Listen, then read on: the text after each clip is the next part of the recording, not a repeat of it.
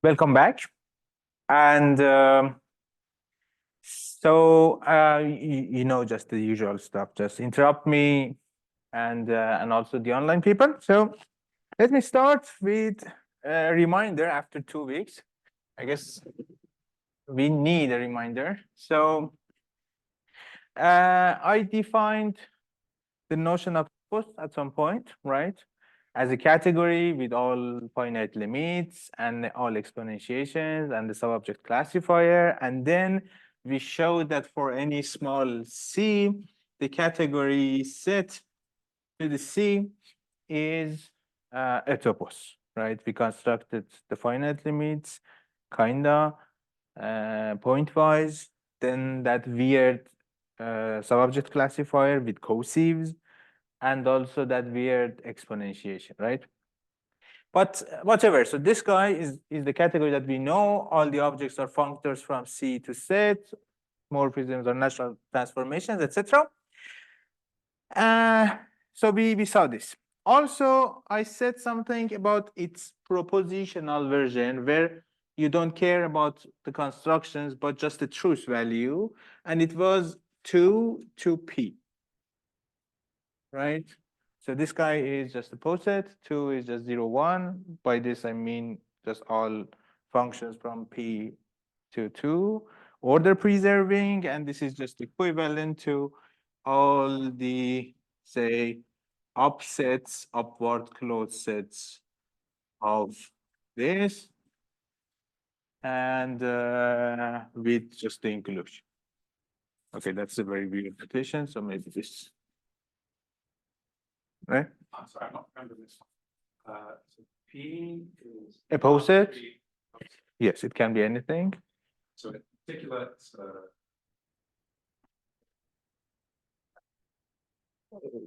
Yes, it is also a category, but the trivial one, yes. okay, so you can make it into something like this. Yes. See, and you're saying Yes. So then I'm saying that if you open up this definition, then the objects are just maps from this to 2. And order preserving, of course, and 2 is just 0 less than 1, right? This poset. And therefore, it is just equivalent to all upward closed subsets. And then the order here, which is just the natural transformation thing, is just pointwise order. And if you translate it, then you get just subset. So this is no. It's just a topological space. So it's just smaller. We saw this guy, and then what? And then also you remember that I promised 3 ways to construct toposes, right? And then I said that we are in the first one, the first phase, and this is just the first phase, and it already generalizes many examples that we had, just the category 1 as set to 0, the category set, of course, as set to 1, category set to the G, category set to 2, or set like this, the variable sets, and all of them are just special cases for different C's, as you can see, right? So we had these examples. These are just running examples, and all of them are unified in this. So this is my first phase, but I don't like it for some reasons, and I think that it is not generalized enough. And I want to generalize it more. So what I want to do today is just to provide 3 reasons that this is not generalized enough. can I ask Yes. about the last course, which is just Yes. So the topos is the closure and the experimentation and the last one. Subobject classifier. So is this really just motivated from set theory, or does it kind of stand by itself? Oh. The exponentiation doesn't look like. That's not really true. So the thing is, originally toposes came from algebraic geometry, right? So then, and there they had this guy and the new version that I bought. Not really. This is just the axiomatization, right? They had the constructions, and then they came up with some sort of axiomatization, right? Which is different from ours because this is just special family. But the point is, and there you don't have the exponentiation, but you can prove that you can have the exponentiation, but it's not in the axioms. Then Lavier came, maybe 10 years later, 20 years later, and then he found out that actually we are doing some sort of set theory with toposes. He came up with that axiomatization, and then then we know that all the categories with those axioms generalize these kind of categories and also some others, right? So the connection with logic came later, and of course the axiomatization with the exponentiation. But exponentiation is not that weird because you have in geometry, you have all the space of all continuous functions, something of that sort. So it's not that weird. The weird one is the sub-object classifier because it is seriously set theoretical, right? Okay, so the task of today is that I want to provide three sorts of reasons that I don't like this, and it is not generalized enough. So one is logical, two is geometrical, and the third is algebraic. So three reasons from three different perspectives that something is really missing. Because if you look at it, then it seems it is just fine, right? So that's just good enough, reasonable generalization, unifying everything. So why? Why you need something more? Okay, so the easiest one is this, kind of. So for that, I have to explain the connection with logic a bit. So the connection is, you remember that at some point I said, if you have a category, say E, and then you have all finite limits, right? Then you can interpret this fragment of first order, right? Very, very stupid fragment, I know, but that was the fragment that you could interpret, right? So now I have more than finite limits. I have series structure, like sub-object classifier, etc., right? Exponentiation. And then the claim that I don't want to prove now, and we will see later, not today, is that if E is a topos, then you can extend it to full first order. So then you can have disjunction, implication, both quantifiers, etc. And even more, full higher order, right? Because as long as I can do the first order here, also I have some sort of power set thing here. Therefore, I go there and then power set of the power set, all the higher orders. And what do I mean by power set? So you have exponentiation, you have omega, right? So then you can have a to the omega, right? And then we know that any map from 1 to it is just equivalent to a map from a to omega, and omega is defined such that this is just all the sub-objects of A, right?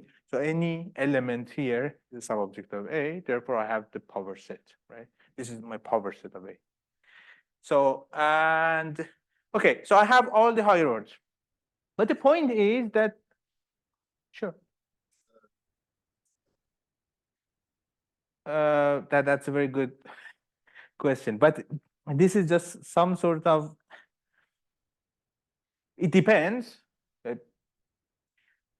It depends on the comprehension, of course, right? But the comprehension also depends on the structure that you have in the topos. So it is not that kind of second order.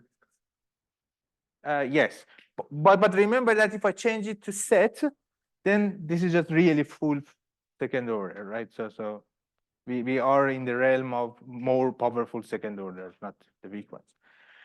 So, okay, we can interpret first order and higher order, but what is the logic? The logic is intuitionistic.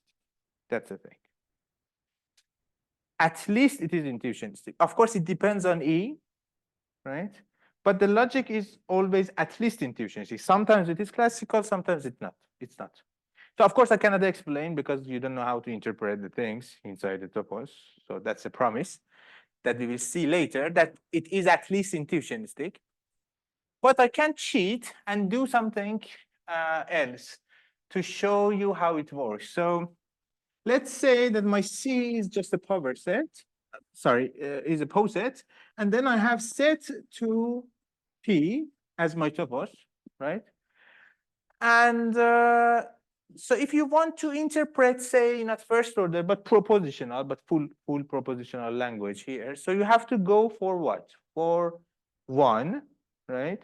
You pick one, and the sub-objects of one are your values, similar to set, right? When you are in set, your values are subsets of, say, this star, right? Either empty or full. These are just the truth values that you have. You do the same thing here. You pick your one, and then sub one is just where you interpret all the propositions, right? As some sub-object of one. And then if I know the structure of this guy, then we can see what kind of propositional logic lives here in this topos, right? Sub-object is something where there's a monic. Yes, there is a monic map, say, from some A to 1. Let me say some F. This is monic. You remind me what one star. Yes, I do. Yeah, here or here? One star. One at star? If it's not more than one, sub one, Yes. what is one? Yes. So that's good. So I will do that. But okay, what's one? Yes, one is fixed star everywhere, right? So so you need one, right? One should be what? Should be a functor from this to set, right?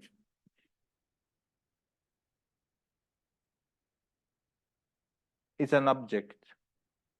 Huh? No? Maybe we can start with star. Star is a general. Star just something. Yeah, because I don't care about the name.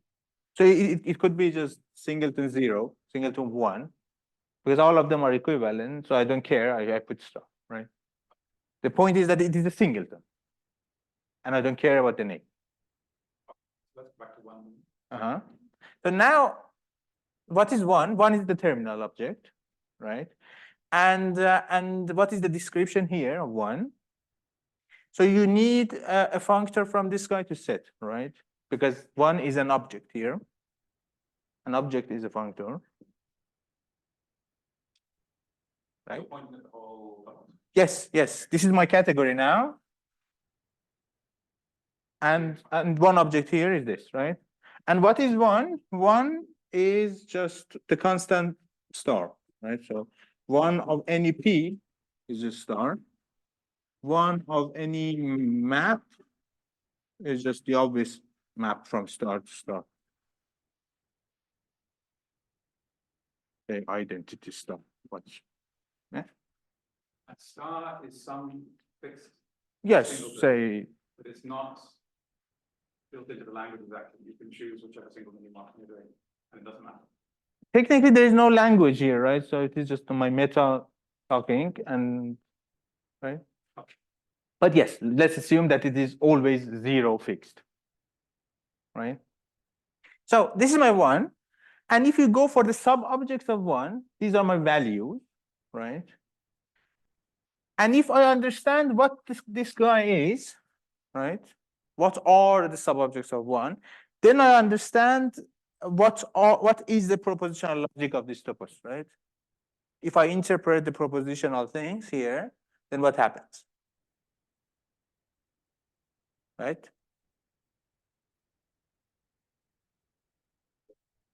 You're saying you're talking about a set of truth values. Yes. And you're saying once you know those, you know the propositional logic.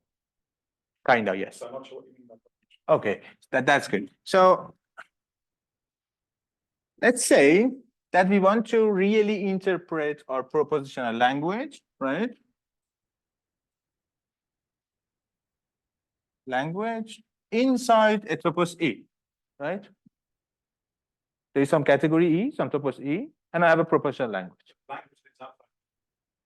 Yes, right? It is just so when it is set, you do what? How you interpret your propositional language in set? You say that okay, you pick 0 and 1, right? And then you assign to any atom a value here. And then naturally you find conjunction, disjunction, etc. Right? It just expands. And then you say that something is valid under that interpretation V, right? When V of the guide, the formula is what, right? So now I'm saying that do the same thing for some arbitrary topos. So now E is a topos, whatever. The role of 0, 1 is just the sub-objects of 1. So you pick the lattice of all sub-objects of 1, right? So in the case of sets, what would that be? Just 0. Yes, yes. Because what is 1? 1 is just a singleton. It has just two subsets, empty and the whole thing. And here it would be something more maybe. But you have sub-objects. These are the values, right? Actually, sorry, from the, could you just give the example of what else sub-object could be? Yeah, yes. Actually, I want to compute it.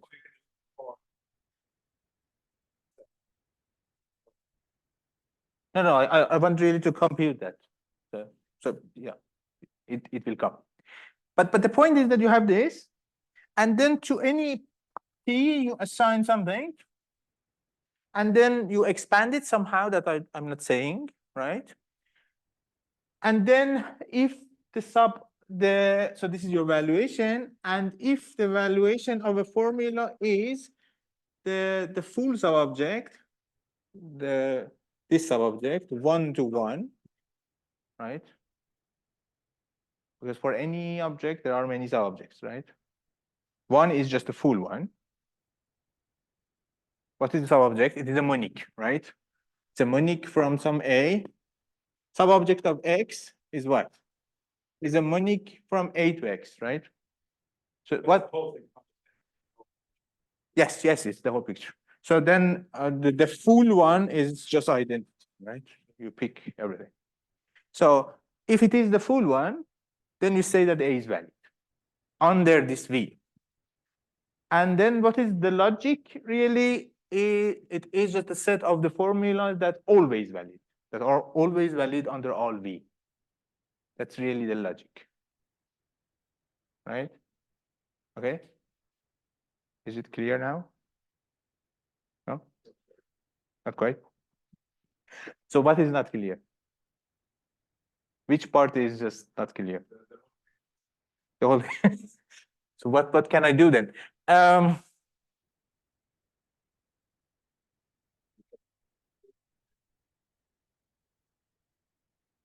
Let me do one example. Maybe it helps. So is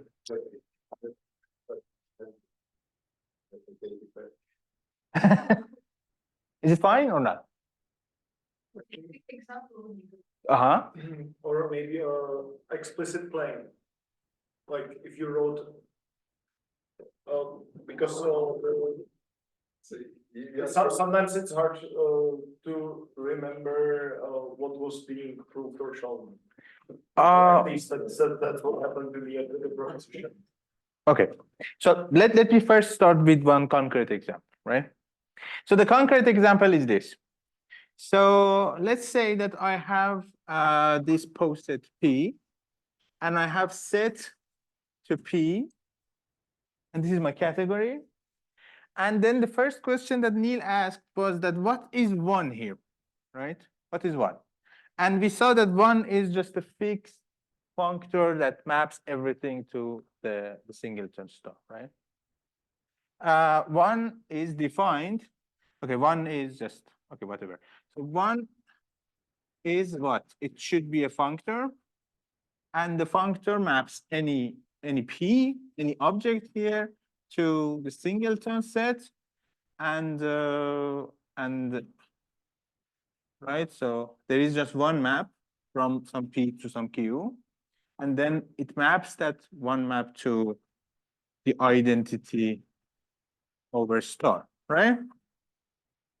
That's my one. So if you want to see it somehow, it is like this is my poset, and one and any element here is just a set assigned to these guys such that it grows. But one simply is just a singleton everywhere. It does not grow, right? Okay, fair. So then, for some reason, I want to know what are the sub-objects of one in this category. Okay. So what is the sub-object? By definition, it is just a map from F, some Monique, to what, right?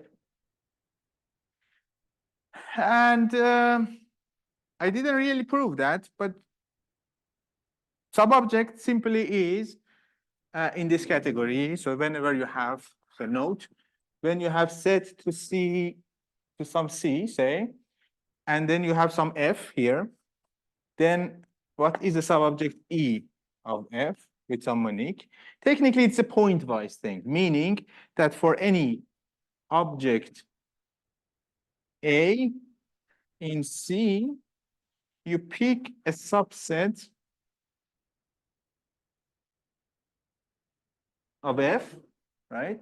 Such that the maps respect this guy, meaning that if you have a map from F to from A to B, then E of F, okay, F of F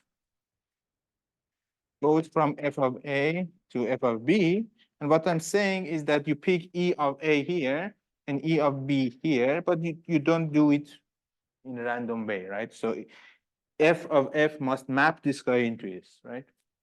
So here it means that if you have this picture, then if you have E, then you have E of A here, E of B here, say, E of A here, E of C here, F of C here, sorry, F of this, F of that, F of everything. And then what is the subject? You pick some subset here, some subsets there, some subset here, everywhere a subset, such that if you go via these maps, then you go from E of A to E of, right? So now I want to compute this subobject of one in this category that we had. So then by the thing that I mentioned, it is just pointwise, right? So for any one of any P, I have to find F of P as a subset, right? And one of P is just singleton. F of P then would be a subset of this guy, right? For any P. So for any P, I pick just a subset, but with the condition this, right? Not anyone. And the condition is that if your P is less than Q, okay, first, if F of P is a subset, then there are two cases, right? F of P is empty or F of P is the full set. It is just quite classical, right?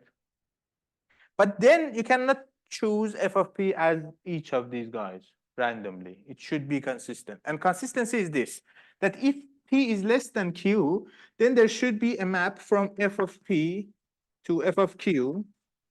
So simply I'm saying that if P is less than Q and this guy is non-empty, F of Q should be non-empty, right?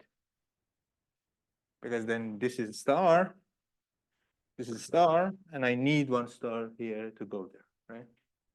So the upshot is that if you, so what is then a Monique here, a sub-object?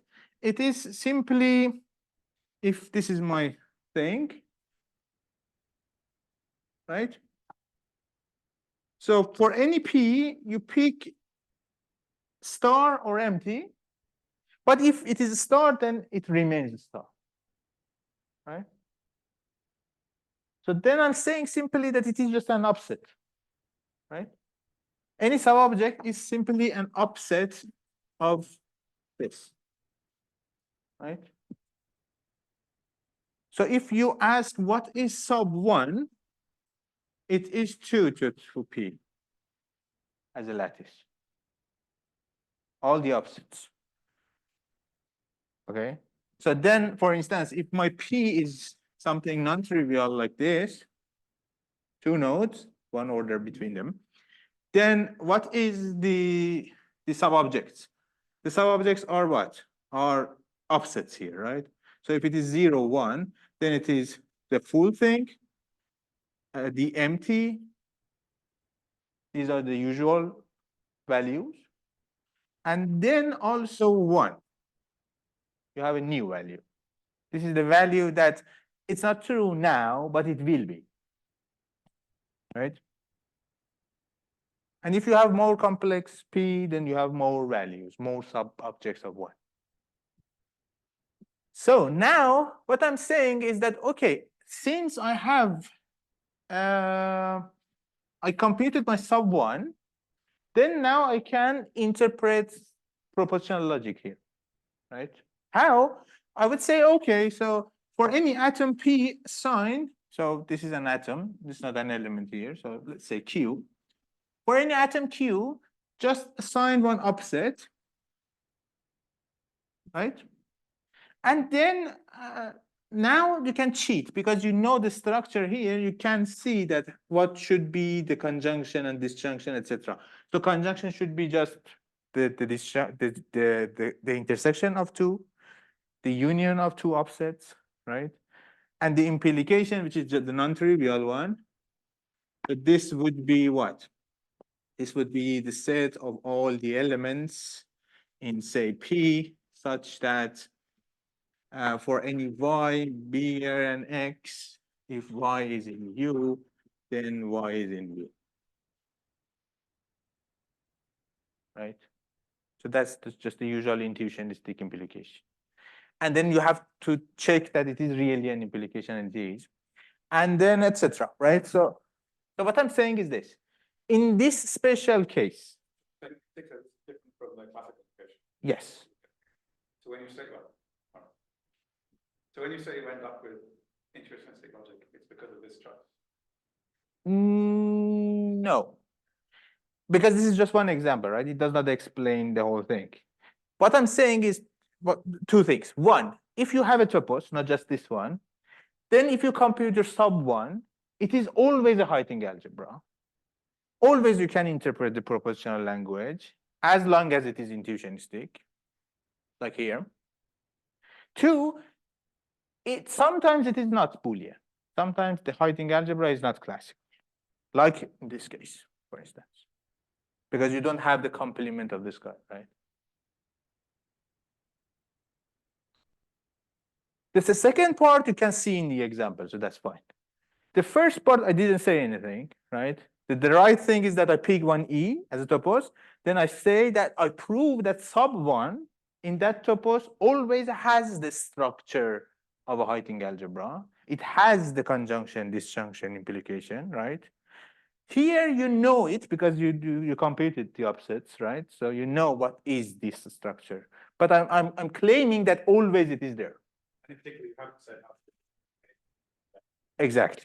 So that's even disjunction we don't know, right? So the point that I wanted to make is that always the logic is intuitionistic, and sometimes it is not really classic. And there are two things to learn here. So the first thing is that it's not really bad that it is intuitionistic. Okay, no. First, it is intuitionistic and it is a miracle. Why? Because think about it. So what is the definition? It's a category with sub-object classifier, exponential object, and finite limits. No one just ordered any logic there, right? So if you see that you can have the structure of Heyting algebra on not sub 1, sub of anything, right? if you can interpret really the intuitionistic logic, that's a miracle, right? So that you have powerful way of arguing there. So I can pretend that whatever my topos is, it is just sets, but as long as I argue intuitionistically, right? That's just huge. And it is useful, so you can say that, okay, intuitionistic is just weak compared to classical. Of course, but it is weak for a reason, and the reason is that it is applicable in more settings.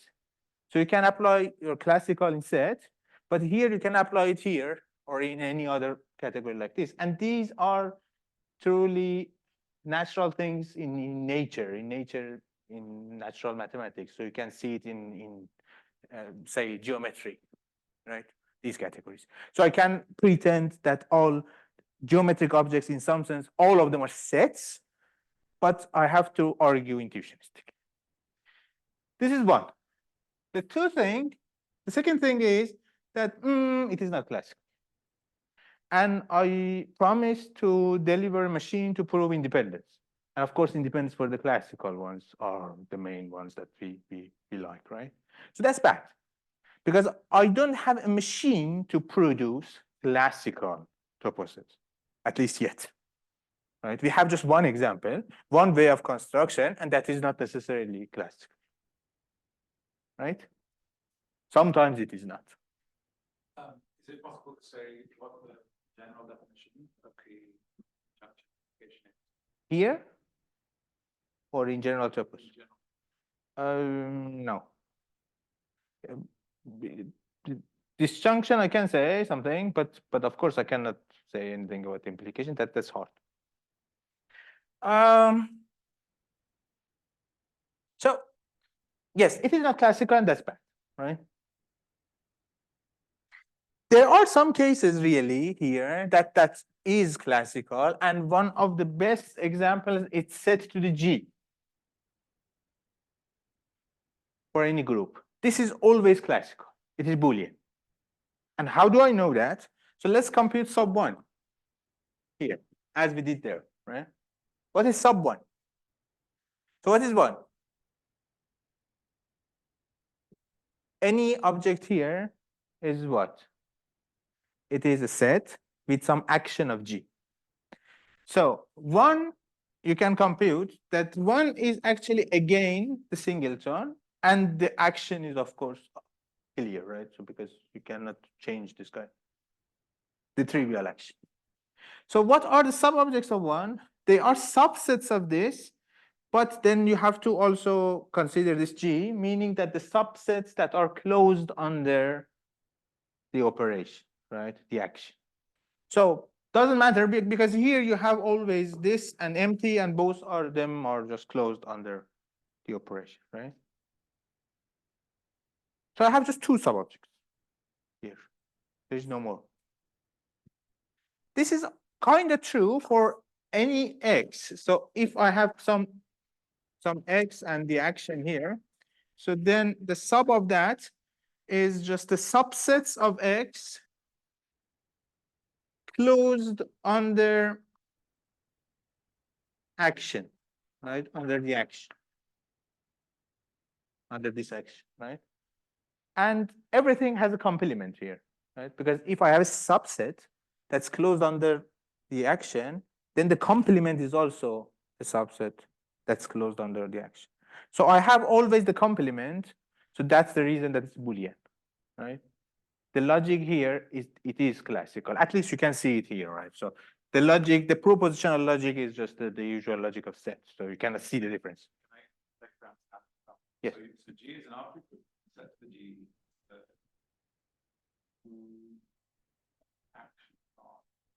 All actions, meaning all sets, together with one action from G to that. And require definition. Yes. Again, in general, that's not that easy. Okay, it is. So what is negation? Then, of course, here it is obvious, so you don't like it, right? So for sub, pick sub objects of something, then it is just a complement. The point is that the complement is actually a subset here. Yes, and therefore you have it. So that's easy, but that one is hard. But again, an element of the set G is Yes. a set and an action on the set. Yes. And then you said that the one, you just pick some singleton. Yes. This thing you described. It doesn't matter what it is. Yes. Uh, And the action is, of course, trivial because you have just one element. So any G applied on this cannot change it. So it should be there. so the element you pick is any singleton element together with the trivial action. Yes. And then you're saying, what are the sub-objects of this? Yes. Meaning, what are the mnemonic maps into this? Yes. And you're saying the only thing, Then I claim, the only things that yes. Then I claim that whatever it is, it should be a subset, but not, so it's like this, right? So this is a general setting that we had. So you have to pick subsets such that they are closed under the maps, right? that's necessary for it to be more. Yes, to be a function. Yes. So then you do the same thing here. That's a very good one. I used it, I guess, here that exactly. So if some subset is closed under the action, then the complement is also closed under the action. How to prove that? You only have two sets. No. That's fine. But what I'm claiming is more. I'm saying that actually any sub-object of anything, not just one, is a Boolean algebra. Why? Because this is just for propositional language, but if you have first order, you have to go there. Right? And yes, I guess we use it there. So the propositional case doesn't matter. It doesn't matter. So what's the difference between it and what it is? What do you mean? There are many. Yes. Yes. So it's why?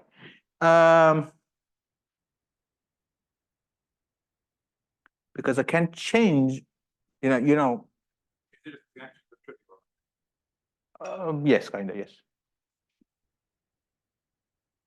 And then say again, what does that mean? No, you have sub-objects of something, right? Sub-objects of one object. And this is my object. This is my object. But set that. Yes. Oh, okay, I see. Right. And the sub of it, I'm saying that it is just all subsets that are closed under the action. And then I claim that if I have a subset that's closed under the action, the complement is also closed under the action because it's a group. Therefore, you have a Boolean algebra. At least you have all the complements. Right? But you're saying that is irrelevant, it doesn't matter the proposition. Being a group doesn't matter for the propositional. So you're saying the Boolean algebra part goes with the first order interpretation. Yes. Yes. Sounds weird. Why? So, okay, if you have propositional, you go here. If you have first order, then you have formulas like P of X, right?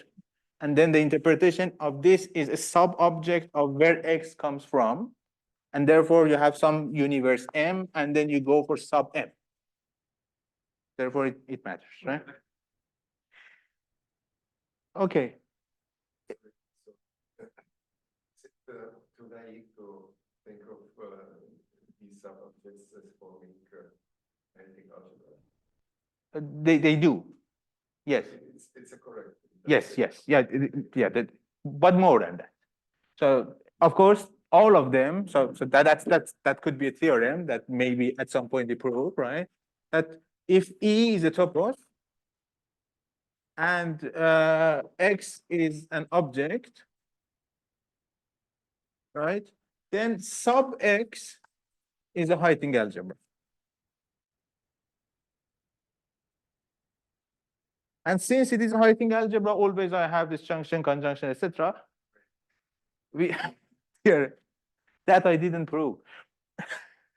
But it is not enough for first order. So because for first order, this is just a propositional setting. You are saying simply that for any X sub of it, you can interpret the propositional there. It is like that we pick a set and then power set of X All the subsets of X is a good Boolean algebra for first order.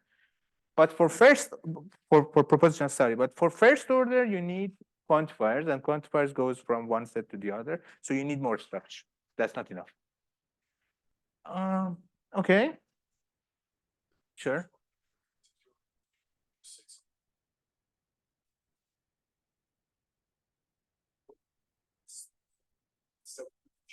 Mm-hmm. So everywhere there is.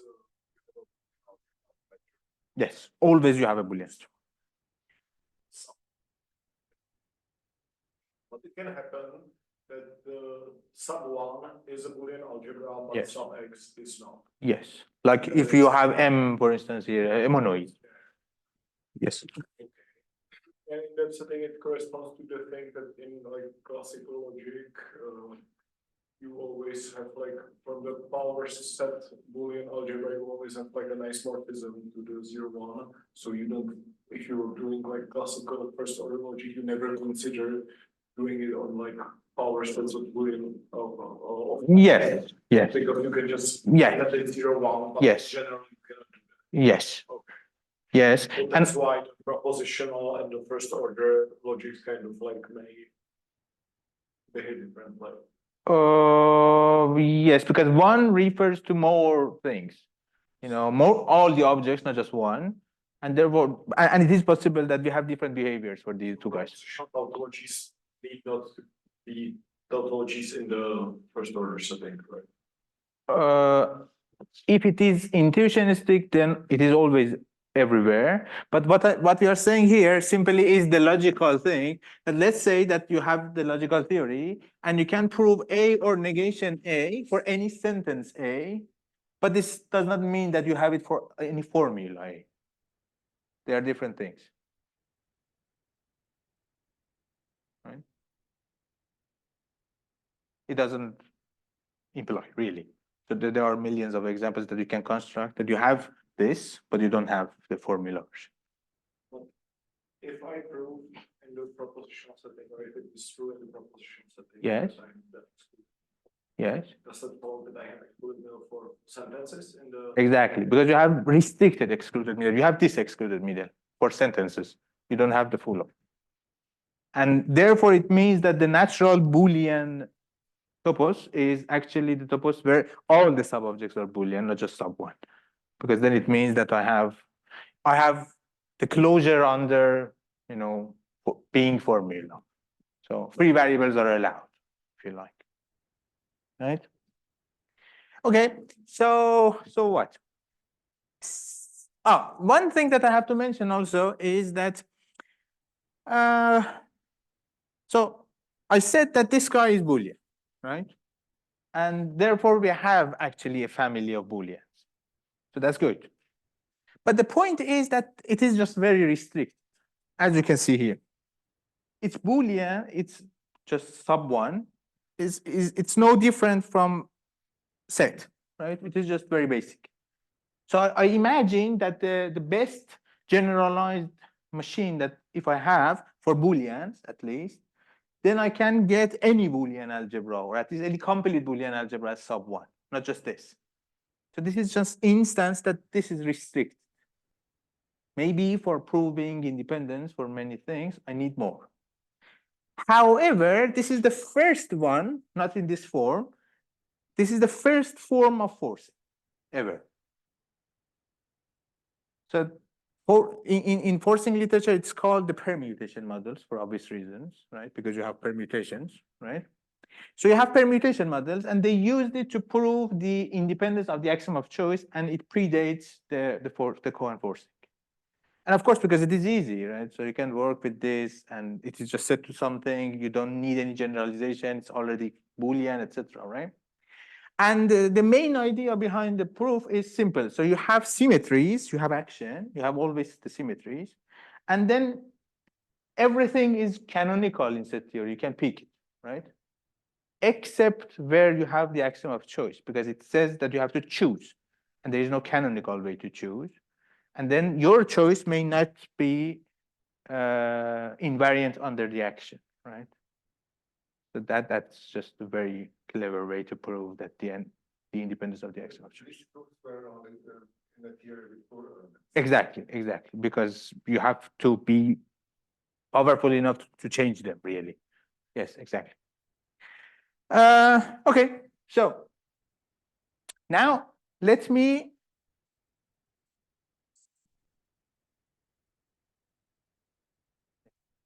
But here we kind of do have them because we have like, we could have multiple maps from of one object, or is that a wrong intuition? we can have that. But the point is that okay, so yes, we can have that because you have to interpret them as 1 to some x, some b, say, as some object number, and then you can do that. So because they, yes, it is 1 to v, but v can be anything.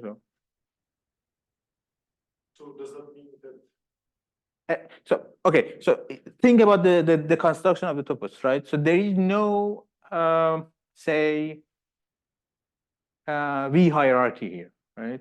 I'm not constructing everything. Something could be just an atom. Okay. Right. An atom. Right? Because there's no induction that everything should come from this construction, right? So okay, but that's a technicality. So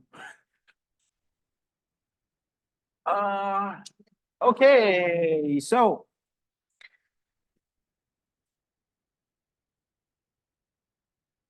I hope it's now clear that the logical problem is this, that there is no machine for classical ones. Classical, I mean, no machine to construct classical toposes, right? Set to the G, yes, but that's not enough. Okay, fair. So by definition, it is a topos where sub of anything is a Boolean. Always it is a Heyting algebra, so there is nothing to check. So you have to simply check that you have excluded median, or you have every sub object has a complement. By saying there's no machine. Like this, like that. Yes. So no, of course no. It's just some observation that if you have C, whatever C is, I have a construction that set to the C is a topos. So what I'm saying is that I do not have such a construction that big yet, right? Because this is the only thing that we know as a topos, and it can be in many settings non-classical. Of course, for set to the G is classical, but that's not enough. I mean, you have that last axiom that looks like it's relevant to this sort of thing. The name I forgot. Sub-object classifier. Yeah, but it does not say that it is classical, right? So it simply says that for any x, any sub-object y, you can find x to some omega as the characteristic function. But since the omega is not necessarily a Boolean algebra or whatever, so right? So if you accept this, then I can move to the other one.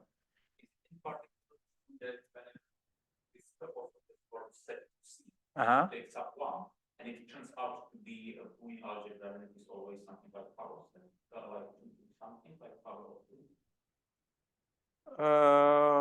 Just can't construct every Boolean algebra, but only You can construct at least you can construct any complete Boolean algebra as sub one. Yes, but not all of. Okay, for Boolean we know more, but I forgot. But for Heyting algebras, at least that's an open problem. That is it possible to have a topos for any Heyting algebra such that the Heyting algebra is the sub one? That's open, as far as I know. But I guess for Boolean, maybe we can even cover all the Booleans. I don't know. So, okay, next. What is the next? next thing is okay, if it is just confusing, then behold, we want to go somewhere far more confusing. So I thought that is just the easiest part. So let's see what are these two. But these are not just these are my excuses to tell one important story, right? And then after the story, I come back and explain these two problems. Yes.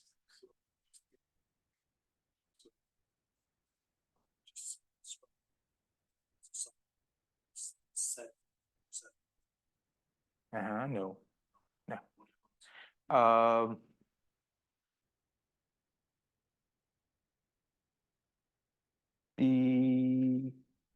Because okay, let's compute. So then it okay. So if we know what it is, right? It is just the opposites. So the opposites of a Boolean algebra in a Boolean algebra is not equivalent to the Boolean algebra itself, right? Because it is not complete. This guy is always complete. Yes. So actually you prove that sub of any complete one is actually, that's not really true. I guess there is, oh no, there is another twist that let me just not mention. It's not that easy. So okay, please forget about logic, whatever I said, and then let's start over. So you remember that set to the C and this guy 2 to P as its propositional version. And then I said that please read everything here as variable sets that varies over C, and C is my structure of time, right? And the same here, so you have a value that changes over time. Here time is a post, okay? So now I want to interpret this category in another way because I need it. And it seems very stupid, but I want to motivate this, set to the C opposite. So it seems very weird because if you have set to the C, set to the C, C can be anything, right? So there's a difference. The point is that sometimes the one in the power is the one that you like. Sometimes the one in the power is the opposite of the one that you like. C to the opposite. Yes, and then set to that. Reverse the direction. Yes. So what I'm saying is that if C is natural to you, then this is a natural interpretation, the variable set. Sometimes C is natural, but you have C opposite here, right? So you have to change. So this is more algebraic, this is more geometric, if you like. So I will explain. So what is the interpretation? Oh, let me keep it for the general overview stuff and then do it here. So what is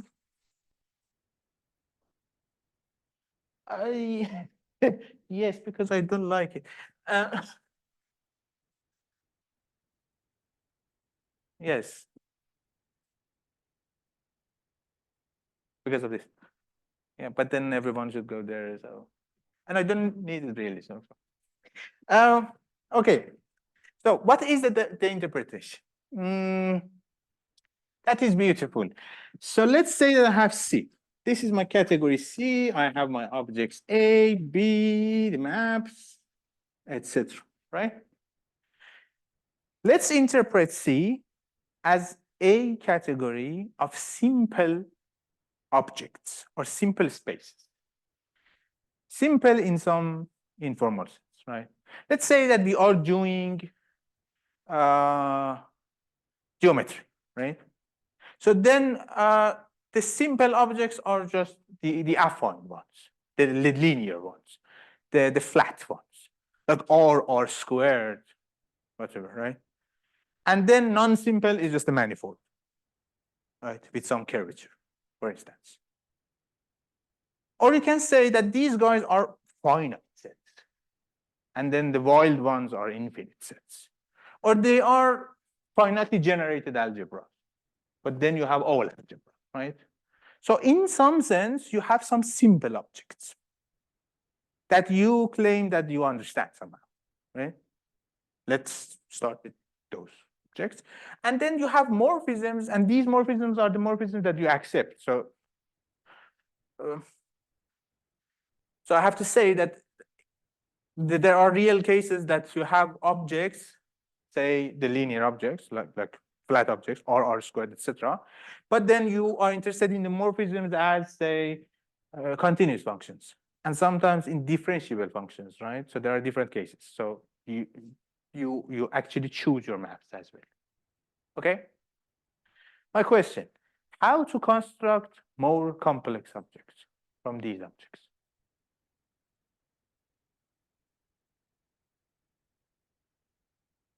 By limit and co-limits? But okay, so the one that I like is co-limits, yes. And the reason is, so the more informal version of this is this. So how to construct one sphere from flat objects?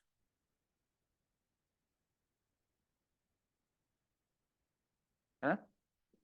By gluing, which is just co-limit, right? What's co-limit? Co-limit says that you have something, some A, B, C, blah, blah, blah, right? And then you glue all of them in some X. In the best way possible, you embed all of them somewhere, right? So co-limit is the gluing. So of course, one answer is just gluing. But I want something else, and I come back to that.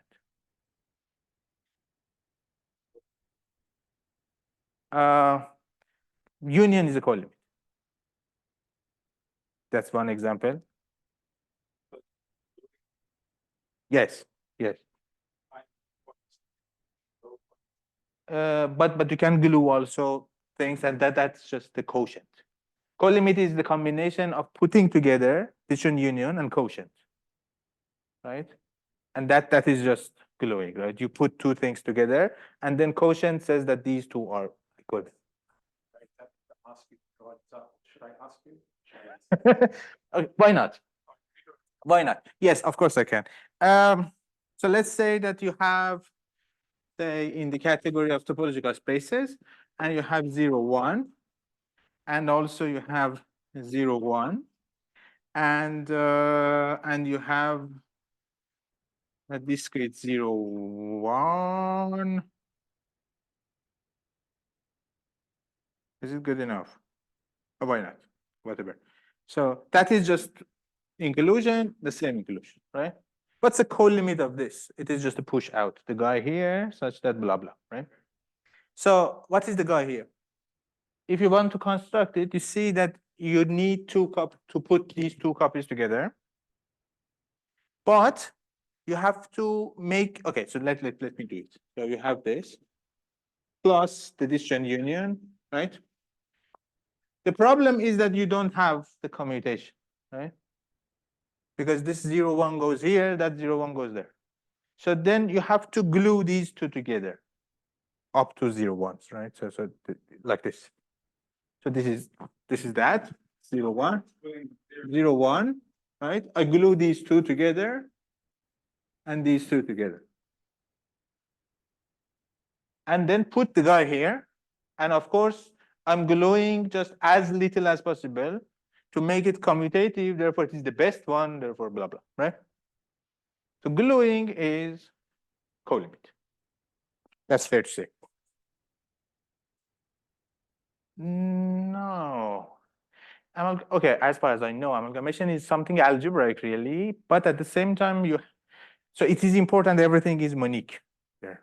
So if something sits in two different things, and then you can put these two different things in one thing. So, but not necessarily in the best way. So it's just existence. And also moniques. But it's kind of the same idea that, you know. Okay, so Sorry, just as a reminder, what is Sure. the category? topological spaces, big here. Yes. But of course, I have to put also a topology here, but I'm just sweeping under the rug. Right? So, gluing. One is gluing. or formally co-limit. That's kind of weird to work with for now because, come on, I have C, this is my word, right? And these are objects here. And I do co-limit where? If I have to do it here, then I cannot construct something bigger, right? Something more, not simple. But outside, so there's nothing outside, right? So everything is here. So you do co-limit somewhere. But come on, you can do co-limit, right? Okay, so just wait for some time, and then we will do that. But now I want to say something else. Let's say that I have one sphere, right? And I just understand, so I am one small ant, right? Why not? But a very clever one. So this is just Earth. Is it true? No. Right? And I am what just one very small ant, and then what I can see is something like this. This is me, right? And therefore my C, so this is me. What? I'm an ant. So, huh? Okay, so then what is my C? My C is, say, open subsets of R squared, or subset of R squared. When? Subset of R squared, but bound. Because after all, I am just one small ant, right? So I cannot see everything. I can just see subsets, right? Some bounded subsets. And since it is very bounded small, it is just no different from R2, right? Just one curved version of that. So I see these guys. This is easy spaces. These are the spaces that I understand. So how to explain Earth to me, apart from gluing?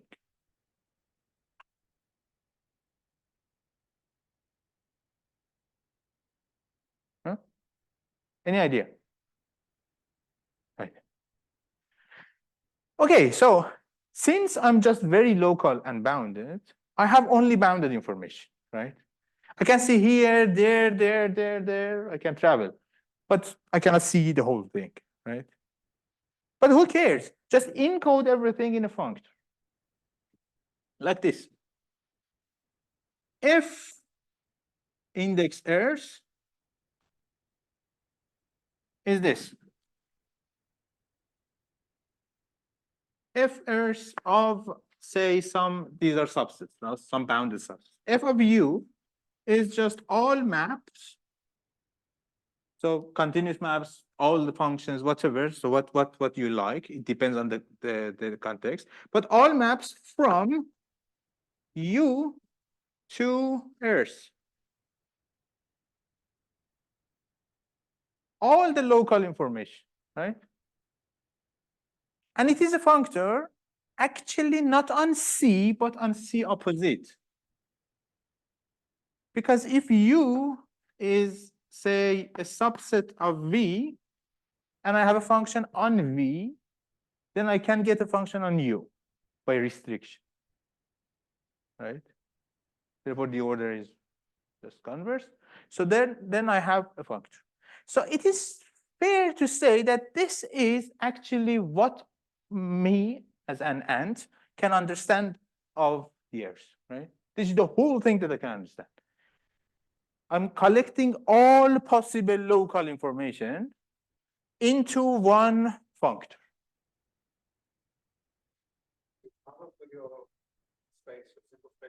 Yes. Yes. And set encodes all the maps that I have from the simple to the complex. It is Earth.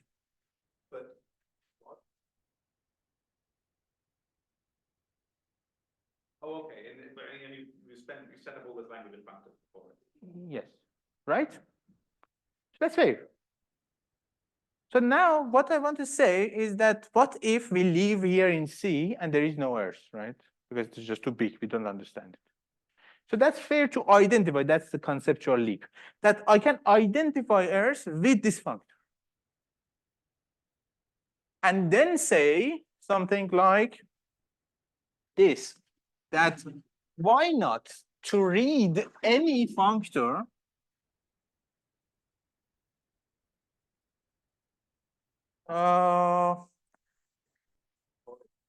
would be co-limit, right?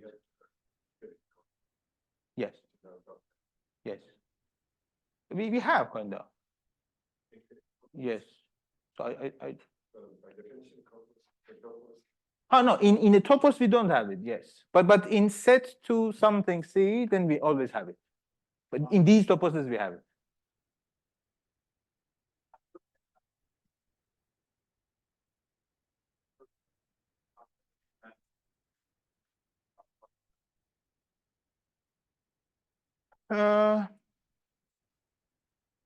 It is encoded. Yes. Okay, there are two ways of thinking of that functor. One is the one that you are saying, that we have the whole information in the functor. The other is that read the functor as some sort of co-limit, as Pavel says, and I will explain if I can. So I guess you have to move me, but then so that's the leap. If I have a functor from C opposite to set, and I read C as my simple objects, I can interpret any functor as something like this, that f of A is all maps, and say maps in quotation, because from A to the space, because F is a space, but in quotation F, space F, right? Because these are just informal, so maps from A to what? So there is no object out there, right? So it is some sort of encoding of some sort of generalized space.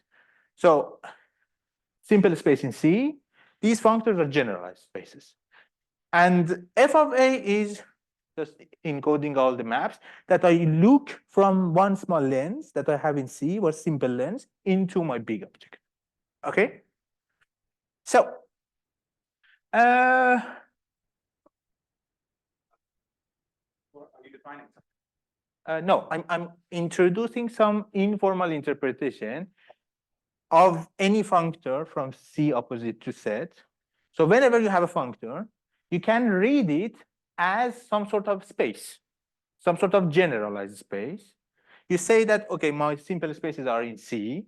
The functor is a generalized space. And f of A is an object in C. And what is f of A? It encodes all the maps that you, from A, you can look into your big space. But of course, there is no space out there. There is no map, right? Everything is just intuition. Is that the same definition of FA as the one you'd expect?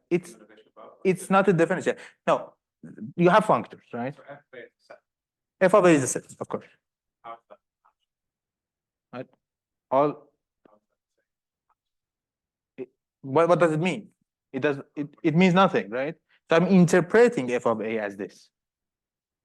So the only information that you have is just some set assigned to A in some good way. Then I say that, okay, read any f of A, the set, any element here, some abstract element here, as some sort of map, in quotation, from my A to that object, generalized object that is out there. Right? It is a way of reading things. Why not?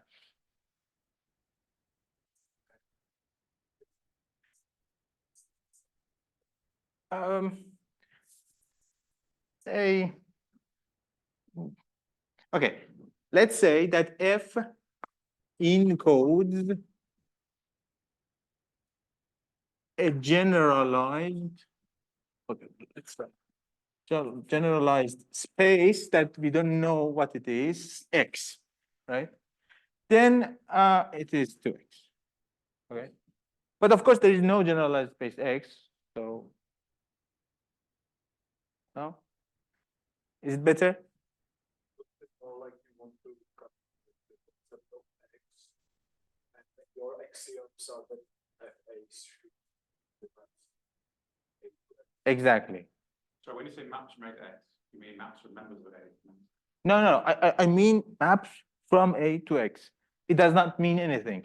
They are in the quotation, right? So it is just something very weird abstract. Okay, that's good. That's good.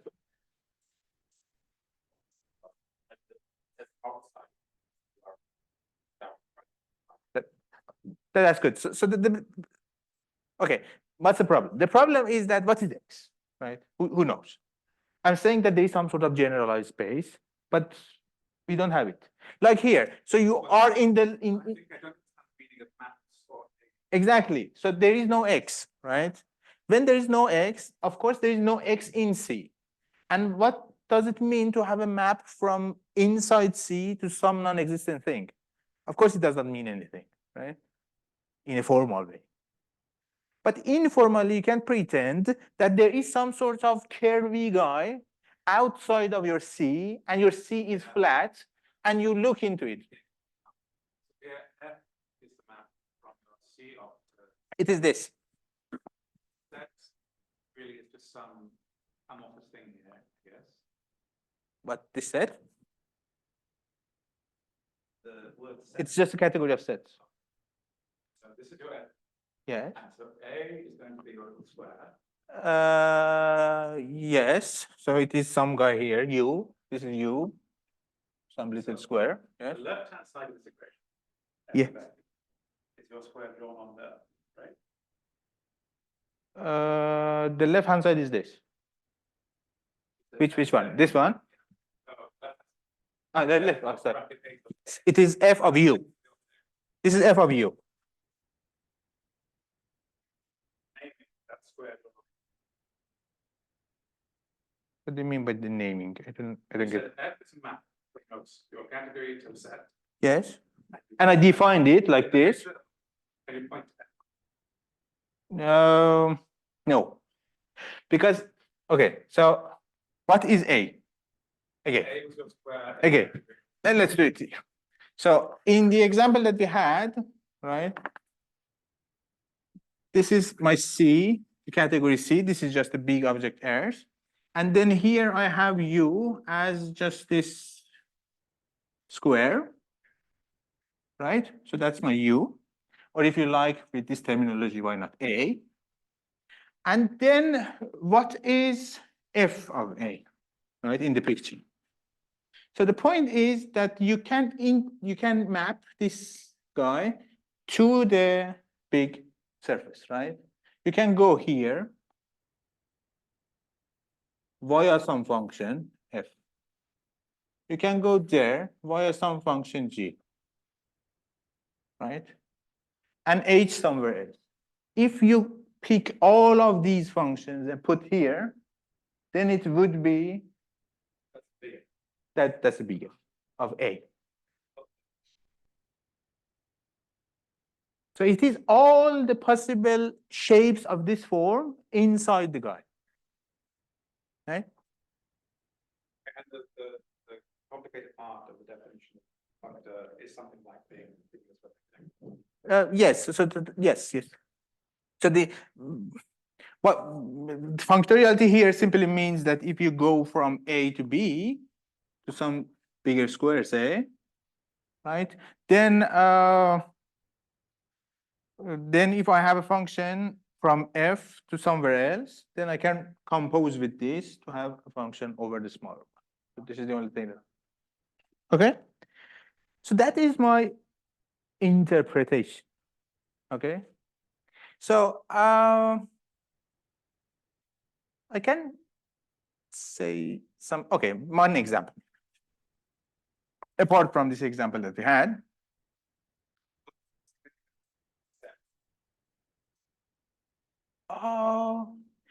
Because you know you want to say that you are storing all the maps, and it is a set, but maybe it can be something more, but at least it's a set. But sometimes it is possible that people use abelian groups here because they know that whatever it is an abelian group.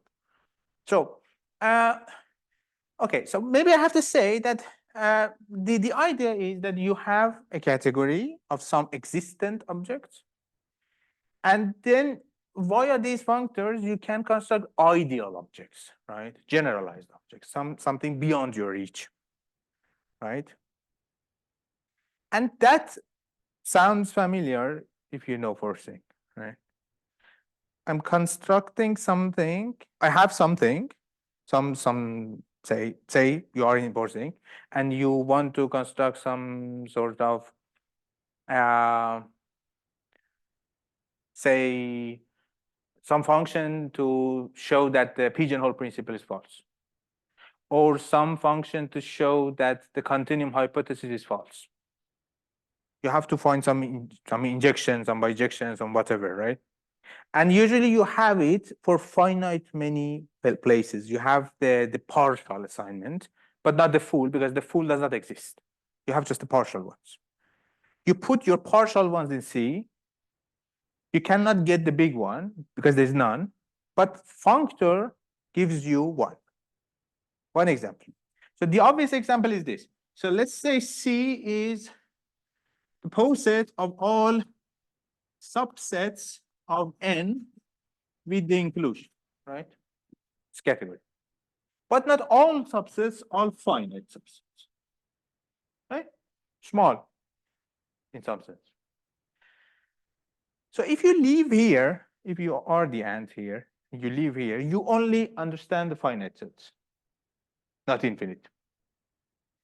How to capture infinite? Let's say this set, N, right? The limit of all, the whole limit of all of them. It is F from, say, C or C opposite, I guess, to set, doesn't matter, I guess, so much, but yes, C opposite, of course. It is F of any subset A is always one. It is just singleton. That's stupid functor. What does it say? So I said that if you have some simple objects, if you have a functor, read it as some sort of generalized object, and this encodes all maps from that object to X. So technically, I'm saying that there is some object, some complex object, some complex set, such that from any subset, any finite subset, right, of N, there is exactly one map into it. This is just a number of maps, right? There's just one map. So from any finite subset.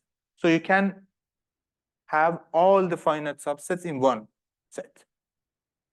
And that is your N. So if you cannot realize your N, this is one way of it, one way to do it.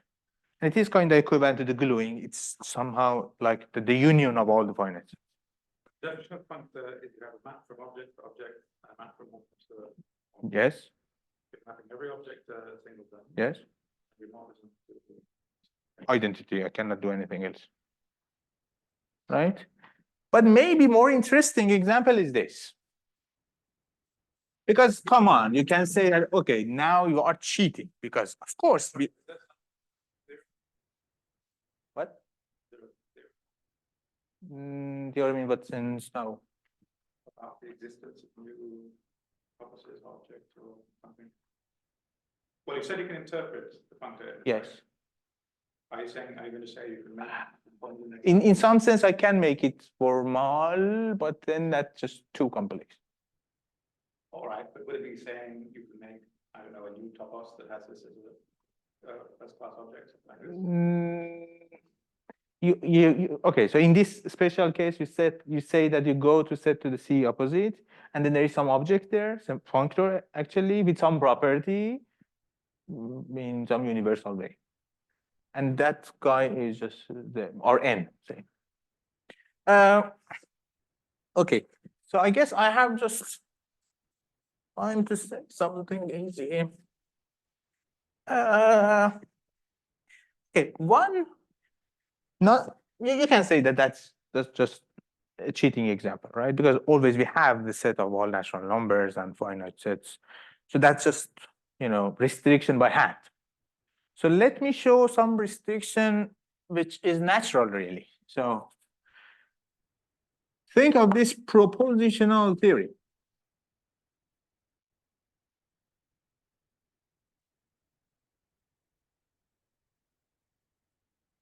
Inconsistent, right? That's just nonsense. Some inconsistent set. You have no valuation of it. It's unsatisfied. But of course, you have partial valuations, right? So let's say that my C is the poset of all partial satisfying, of course, valuations. And there are some, right? And of course, with the obvious order, right? This is just the restriction. So for instance, if you can send P to 1, and that's satisfying because I don't care about Q. You can map Q to 0, no, to 1 again. I don't care. But of course, you cannot map both P and Q. That's impossible, right? So there are some things here. So that function, they are here. So then pick this guy. Again, as constant 1 for any objects, I mean. Same idea. So it says that these are partial valuations. It seems that there is some generalized valuation, which is F, right? And since you have just one guy, so F restrict the whatever. So all A's, so you are saying this, all partial valuations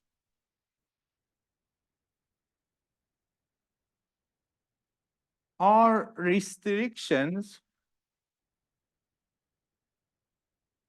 of a generalized valuation F, right? It is impossible to find the valuation for this, but I can realize it by gluing partial information. This is actually what we really do in forcing, right? So sometimes really in C, your thing does not exist because it is just weird. Like it is something that you don't have it in even the whole set theory, right? But the point is that the approximations, the partial things exist. And if you glue the partial things together in some coherent way, then you can pretend, if you go to set to the C opposite, that this guy is actually not a gluing of things. It is one new object. What? Some source of total evaluation. Exactly. And okay, for a logician, it is kind of, we do it, but not with this machinery. But for a geometry, it is just known. Because in geometry, always happen that you have functions locally everywhere, but you cannot glue them in a global function. So then you say that, okay, I don't have any global function, that's bad, but wait a minute, maybe I have it. It is just a combination, some good combination of all local data because they are coherent. This is the same idea, okay? So, okay, then I don't have any time, except that I have to say one thing that you can think of. So if set to C opposite, if this is the world of small, simple spaces, and if this guy is the world of generalized spaces, then any simple space should be a generalized space, of course. Because what kind of generalized space it is, right? Because I have to have a room for all the objects that I started with. If I have new evaluations, right? So all the partial evaluations should be evaluation and more. So there should be a map, some sort of embedding, and we saw this guy before, right? But the point that I want to mention is this. Then there is a clash between intuitions. And the clash is this. So you have a copy of any A here. right? And you have your F here. So that's set to the C opposite. You have a copy of A, you have F, right? And now there is a real meaning, formal meaning for all the maps from A to F. They can be all the maps in this category because they both live here. So therefore, home in set C opposite the unit of A, F. This is the formal meaning of all the maps that I said. The informal one is F of A, right? Because we read it like this. And there should be some equivalence here because otherwise it is just nonsense. And there is an equivalence. It's called the Yoneda lemma. Yoneda lemma. We will see it next time.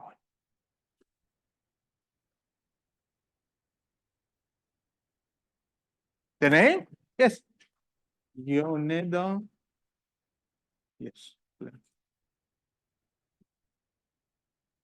I will explain why it is true and what's the importance of this.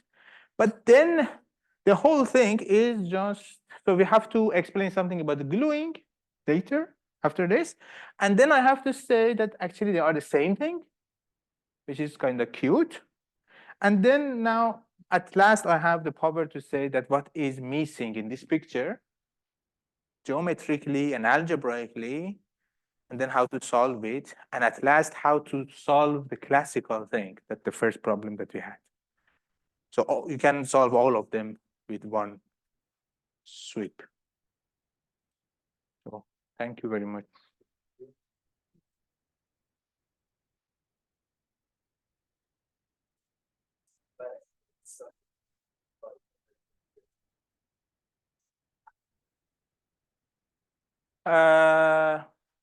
Where I said that? You said on the bottom. Here.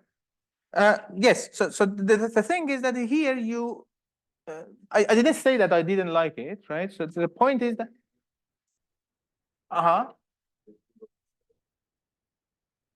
Yeah. Yes. Yes. So which one you don't get?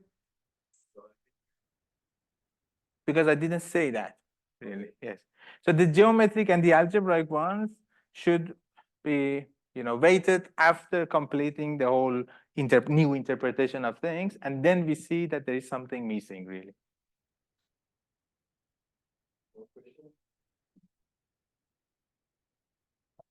Ondra has something, but not.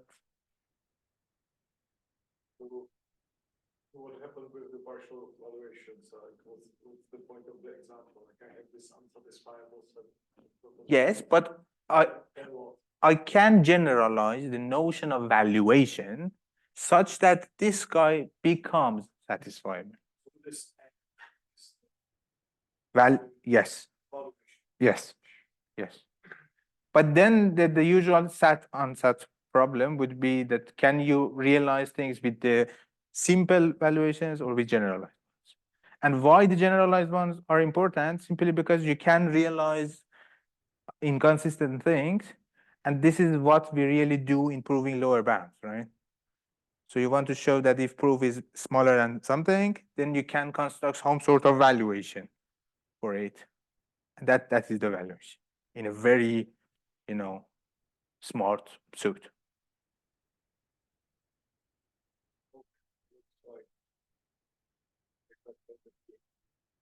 Exactly.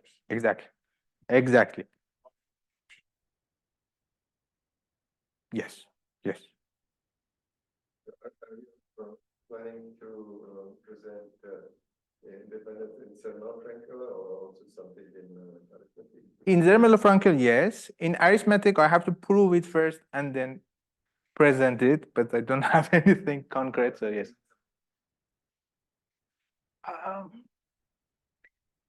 I'm not sure that, of course, with you can write it like this, but I'm not sure that then it would be really natural.